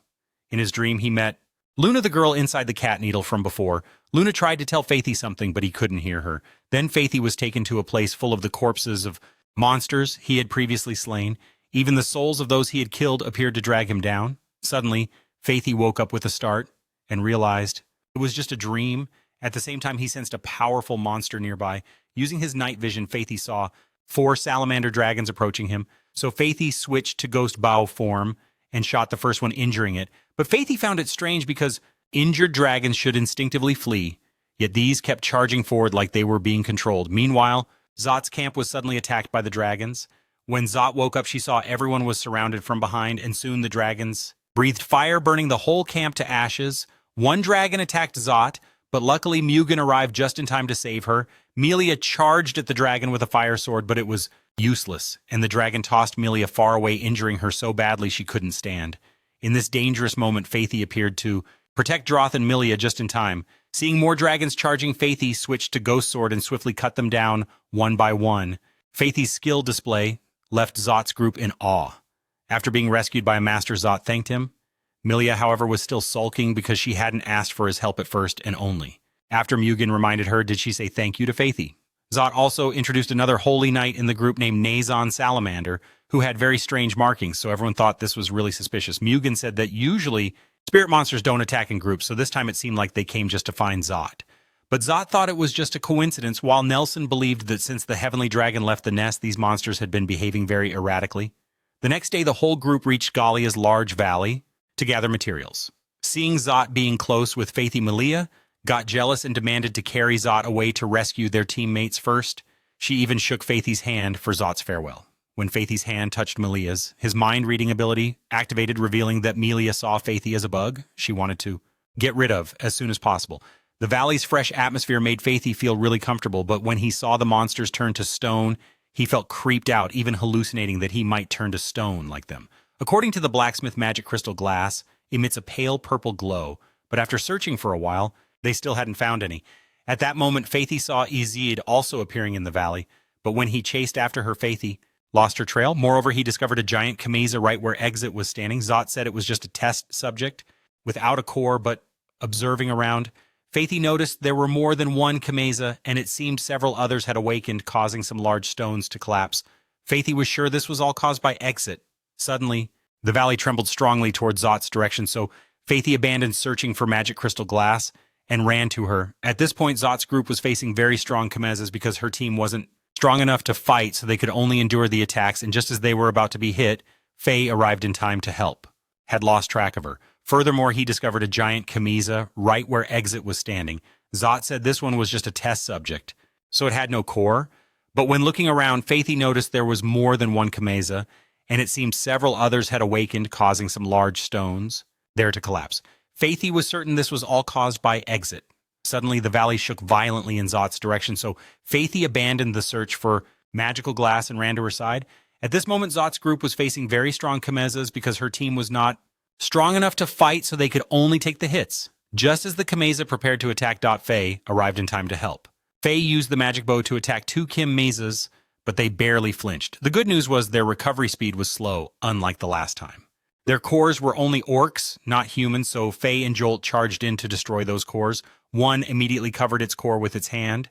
So Faye attacked its legs, giving Dot the chance to finish off the core with Along's sword technique. Meanwhile, Melia was screaming desperately as she had to fight against the fire-blowing move of the Kim Meza. This time, with Faye's help, Melia had to awkwardly thank him. Finally, Dot told everyone to run to a safe place first. She and Faye would stay behind to handle the remaining Kim Meza. As soon as she finished speaking, the two grabbed their weapons and charged forward to fight together, and Faye felt very happy because this was the first time he got to fight alongside Dot. That left only one last monster, but Dot was already panting heavily. Suddenly, the Kim Meza flew into the air, so the two planned to finish it off as it landed. However, it shattered the ground beneath them, causing them to fall down below. In this dangerous situation, Faye tried to catch Joseph's body. Then he decided to use his own body as a cushion to help Joseph land safely. Faye woke up and suddenly heard Joseph quietly calling his name while she lay still on his lap, making him feel uneasy. Since Faye's mask had fallen to the ground, he quickly put it back on. Luckily, she had just woken up and hadn't noticed yet. Faye quickly calmed down and told Joseph that the monster they just fought was a Kim Meza. They were creatures created by Galia 4,000 years ago. He got all this information from a girl living in Galia. Dot immediately guessed that it was the axe-wielding girl who knocked down the warlord. Rumor says she travels with a masked young man, so it must be someone familiar. Then Dot stared intently at Faye, making him very embarrassed.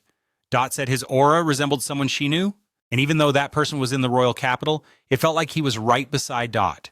She wondered if they were apart, would he be happy? Faye firmly said surely his heart was very happy to receive so much care from Dot.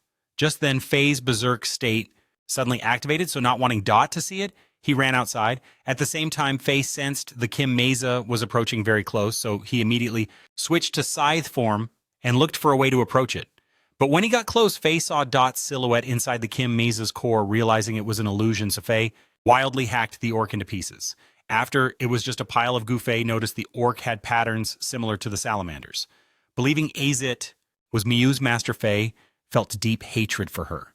Zot ran to Faye just as the cave collapsed, but Faye managed to shield her with a shield formed from a monster's fossil. Zot returned safely, making Melia very happy, and Faye felt relieved that he had protected Zot. But things didn't end there because another masked figure was about to appear. A few days later, Zot suddenly called Faye down to the town and challenged him to a one-on-one fight. It turned out recently Faye had unintentionally become the focus of a series of brawls in town, even though he wasn't the instigator because he sent Ka, the troublemaker, to rest early.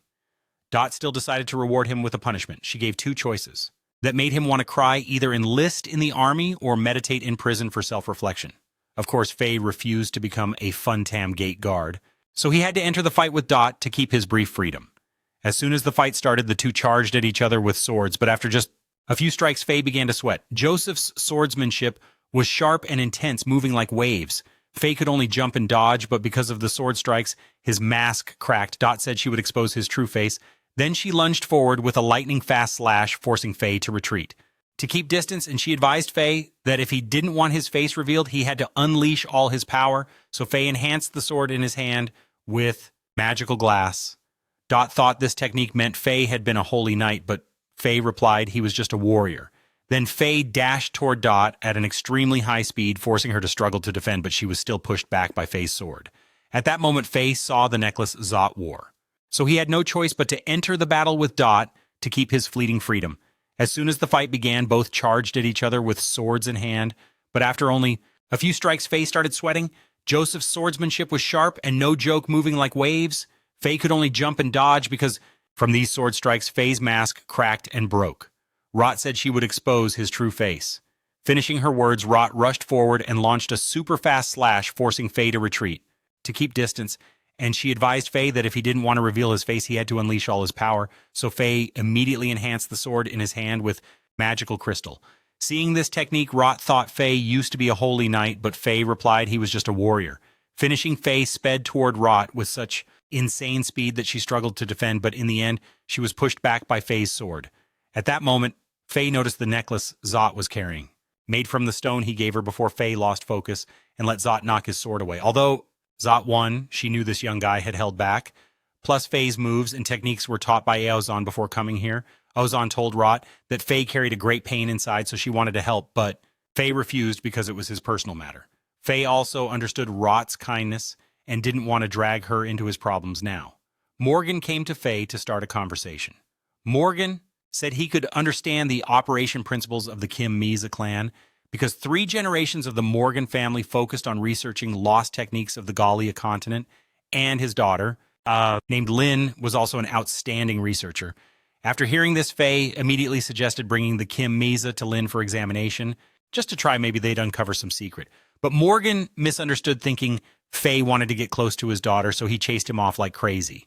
Meanwhile, Lin was in the research room when he received news that Jia Fan, the youth from the basic family, was focused on studying the Sage Stone. So Lin flipped through his old books and thought Jia Fan's research was way too dangerous because the Sage Stone could take control of the user's body and mind. Faye remembered the conversation with Mai before, saying that if he didn't gain new power, he wouldn't be able to fight the Heavenly Dragon, but how to gain that power, Faye still didn't know. Just then, Faye heard the town's alarm siren and guessed that the monsters had escaped Galia on a massive scale. The report confirmed their march had officially begun, so Faye gathered all the warriors to prepare for a life-or-death battle. As he reached the city walls, he saw Zot leading the Royal City Army to intercept the monsters, so he activated half-demonic mode to be ready to support her. At that moment, Faye sensed something approaching very fast, so he used his demonic eye to observe and saw what looked like a whale. Moving at high speed, this thing would crash straight into the gate if it kept going. Faye switched his weapon into magic bow form. This time he would use the ultimate breakthrough technique Aozan had taught him. Then Faye fired an arrow enhanced for range and piercing power, and it forced the monster to surface from the ground. Unexpectedly, it had patterns similar to the monsters Faye had just defeated. After using appraisal, Faye learned this monster was a Slim, a demon with all stats over 10 million. Even the Holy Knights had to be cautious. Its main skill was Acid Rain, so Faye switched to Magic Shield form to defend not only Acid, but the Slim also possessed corrosive magic. If Faye attacked it with melee weapons, he'd be hit by a flood of acid that would melt his body instantly, so Faye switched back to Magic Bow and sacrificed 10% of his stats. Then he shot a fire attribute arrow at the Slim, but it wasn't destroyed and instead split into smaller parts. These body parts blocked Faye, so he had to use Aozan's ultimate move to wipe them out. In one strike, the real body ran past Faye, so he immediately chased after it. Faye blocked the Slim's path and prepared a highly destructive arrow. When the Slim's head popped out from the ground, he aimed straight for its core and shot. Clearly, Faye's arrow had finished off the Slim and the demonic mode activated, granting him its stats. Yet the Slim still stood tall before Faye, not to mention another masked figure appeared nearby. Faye thought it was Ezek in disguise, so he rushed to attack her. Unexpectedly, the opponent wielded a massive weapon called the Hack Gun Sword, and he controlled the Slims ready to fight Faye. It turned out these Slims could split their cores as well, and he used the sword gun to boost their fighting power. One Slim swallowed Faye whole, but he didn't bother dodging.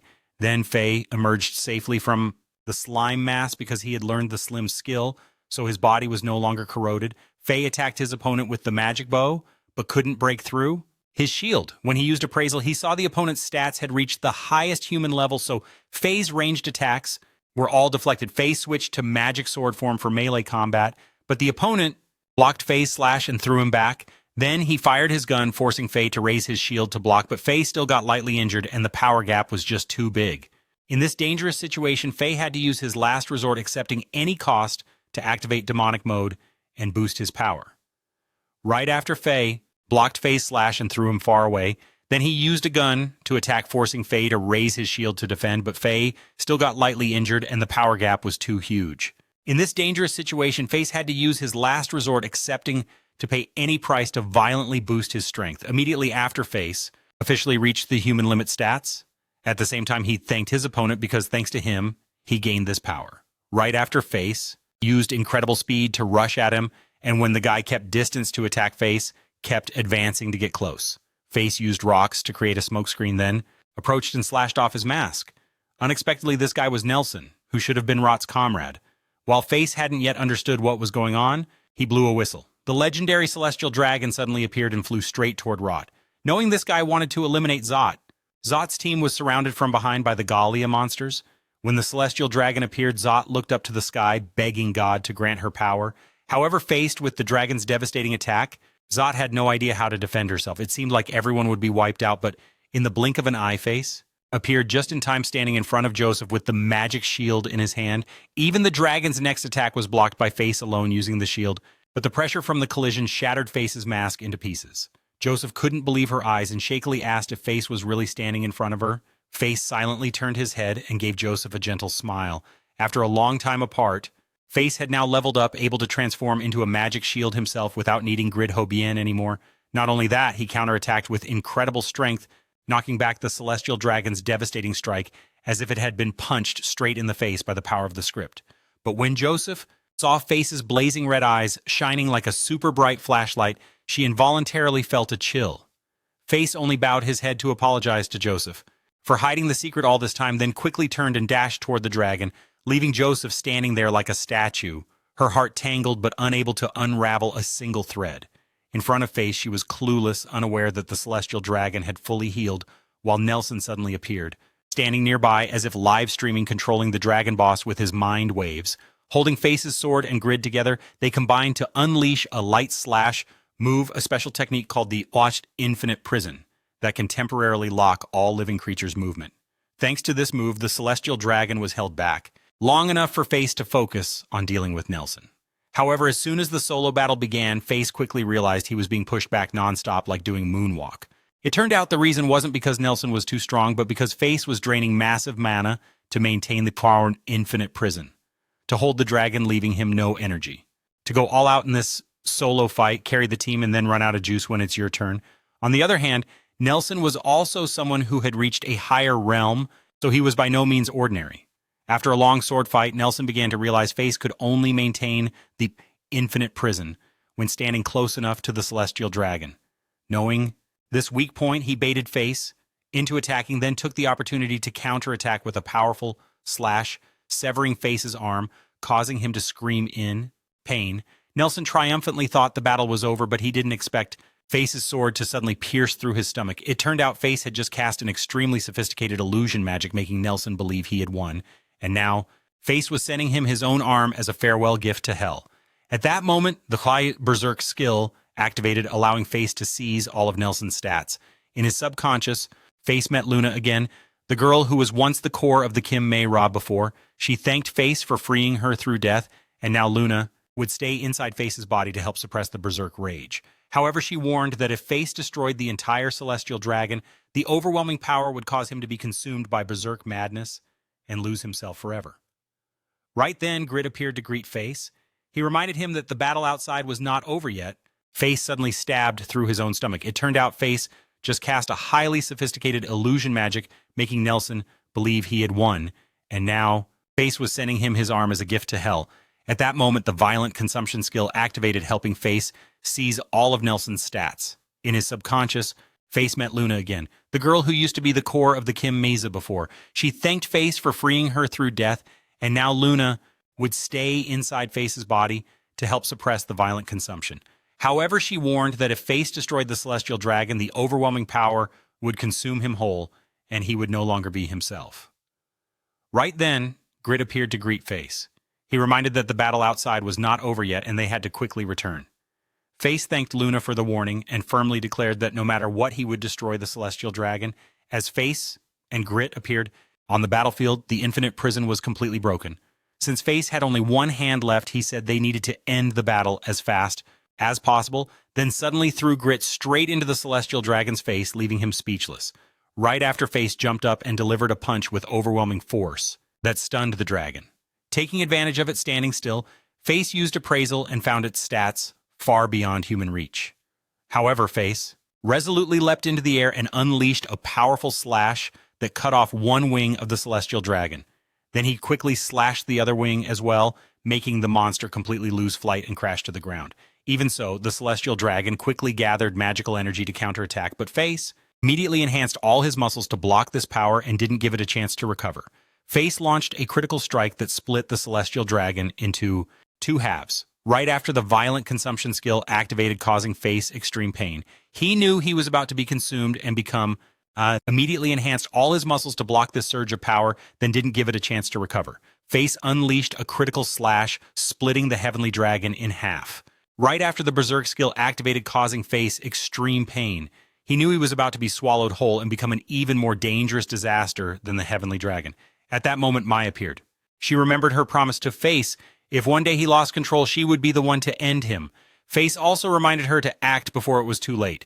Mai raised her axe to strike when Zot suddenly charged in to stop her, refusing to let Face die. Even facing danger, Face didn't want Zot to see him like this, broken and miserable.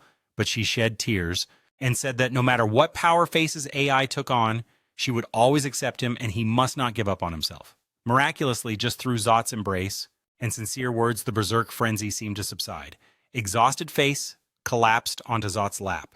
In that peaceful moment, the entire Adventurer King's team held a celebration party for defeating the heavenly dragon, while Face slept for several days straight. When he woke up, his left hand had been severed, carefully bandaged by that AI, and the first person to appear was Ez. She told Face he had been asleep for a whole week, but he remained cautious, not fully trusting her yet. Shortly after, Grit was returned to Face, and he immediately got scolded harshly for abandoning him during the fight. Ez calmly explained that she had to go all the way back to Galia's center to retrieve Grit for him. Mai had been busy with something else and couldn't bring Grit back. It turned out that the guy, Nelson, was just a puppet, controlled by the real master, the black gun sword, and now he wielded. After hearing this, Face asked Mai if she had destroyed it yet, but Mai said that a great sin weapon couldn't be destroyed, so she had thrown the sword high up into the sky where it vanished. Face commented that that girl was truly brainless. After the battle defeating the heavenly dragon, has witnessed Face's true abilities, so she wanted to borrow his power to revive this nation. Of course, Ez promised not to touch Rot anymore, since the original plan to sacrifice Rot was from the black gun sword NV, not Izid. And Izid didn't give Faye the right to refuse, because the mission of those with great sin skills is to protect the country. But before doing anything, she wanted Faye to first restore his arm. Faye was surprised to hear that his arm was about to regrow. Izid reminded everyone to leave quickly, because just hearing Zot's name earlier had already caused the berserk frenzy inside Faye to surge. Meanwhile, Zot's army was training enthusiastically, but she had to say goodbye to visit Faye first. Zot had bought some grapes at the market, but when she opened his room's door, Faye was nowhere to be seen. On the table was a letter left by Faye. He apologized for hiding his berserk skill all this time. Finally, Faye thanked Joseph and promised her that one day soon he would definitely return. After reading the letter, Joseph suddenly recalled the first time she met Faye. Back then, Faye was terrified of holy knights because he was often beaten by them. Only Joseph stood up and apologized to Faye. Moreover, she bought him some food when she saw his stomach growling. Faye also shared that he no longer had parents. Even though he had no home, Faye believed he could still survive in this capital city. Since then, Faye had motivated Zot a lot to become a holy knight beloved by the people. Now, Zot promised that when she met Faye again, she would be much stronger. GFN received word from his subordinate that the one who killed his younger brother was Faye, but he no longer cared and returned to his research room with the Philosopher's Stone. He was preparing a plan targeting Faye. Meanwhile, Faye had sacrificed 40% of his stats to use with the Sage Stone. He was preparing a plan targeting Faye.